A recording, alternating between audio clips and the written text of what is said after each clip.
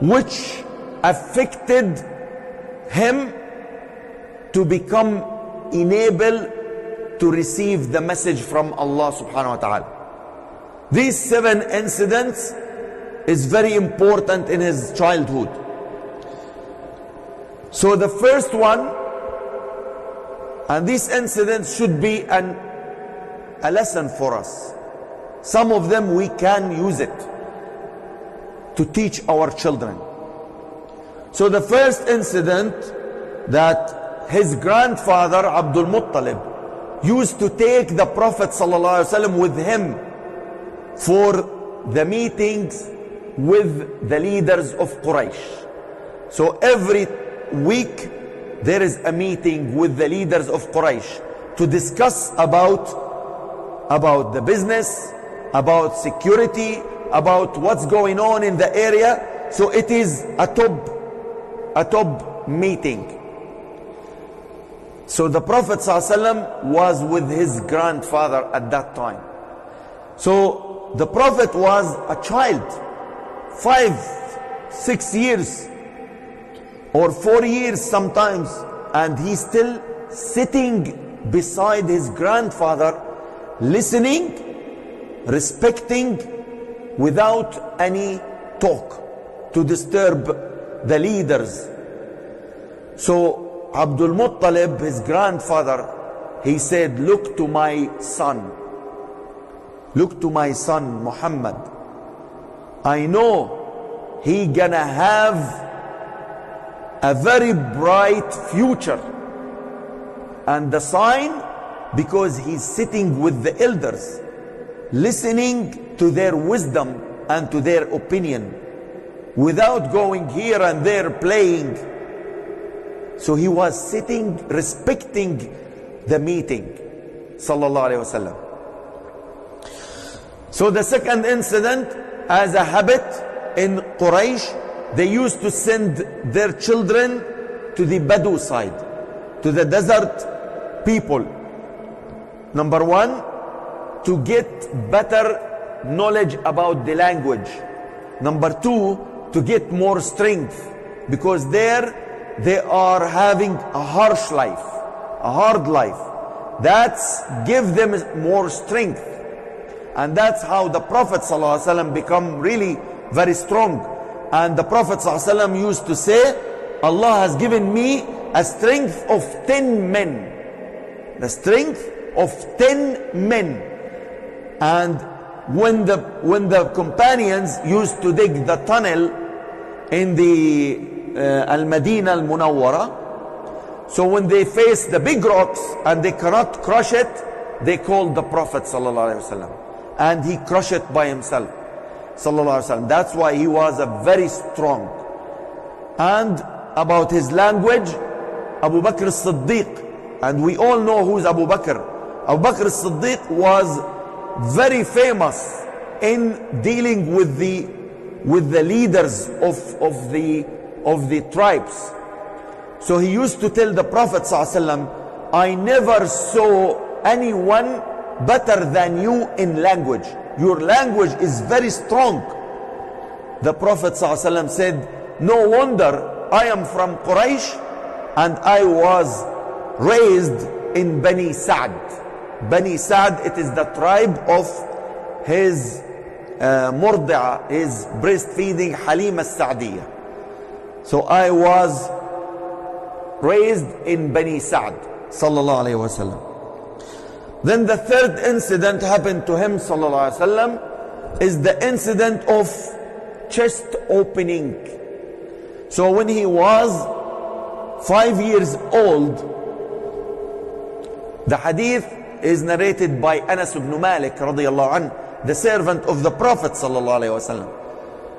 So the hadith said that when the Prophet ﷺ was 5 years old, Jibreel alayhi salam came to him, and he was playing with the two children of Halima.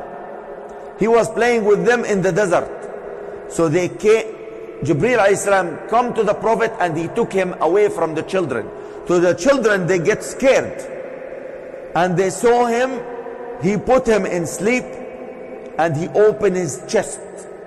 and he took his heart and he cleaned it with the Zamzam water in a pot made of gold.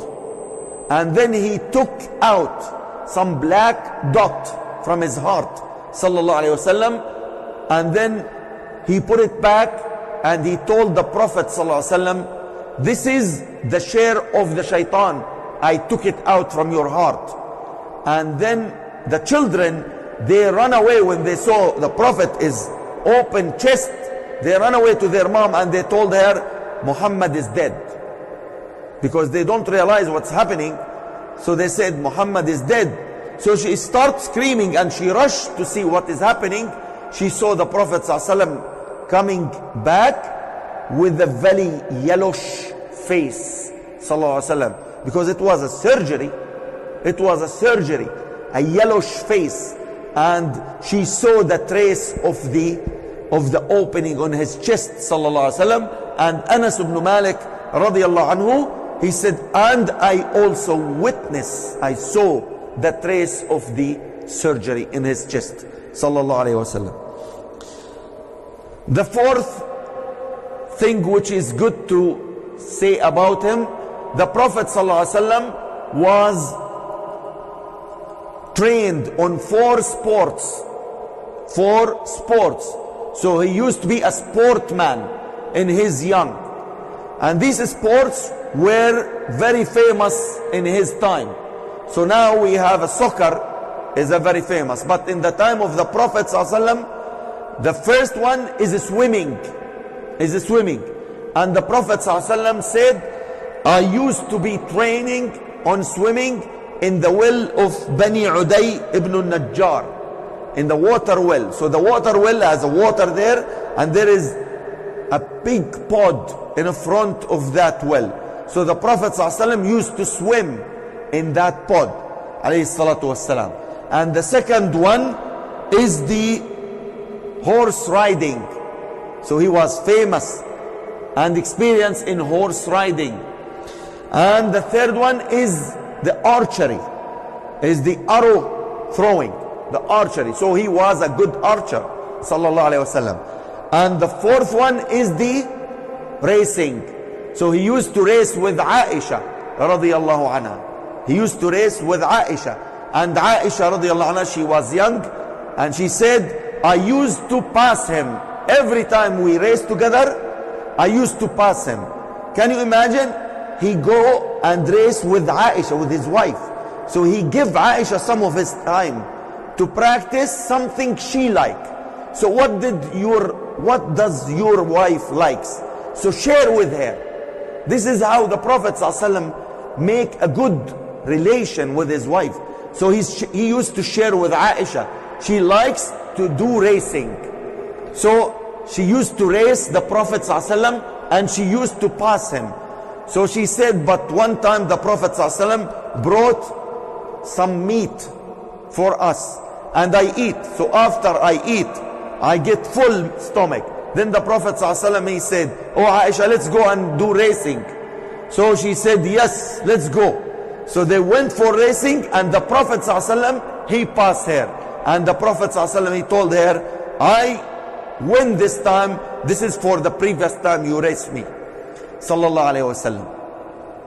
So, and the hadith of the Prophet ﷺ, he said, teach your children 3 sports. 3 sports. Swimming, horse riding, and shooting or archery. At that time it's archery. So علموا أولادكم السباحة والرماية وركوب الخيل. 3 sports the Prophet ﷺ is advising us to teach our children. And inshallah we'll continue the next halaqa. You know,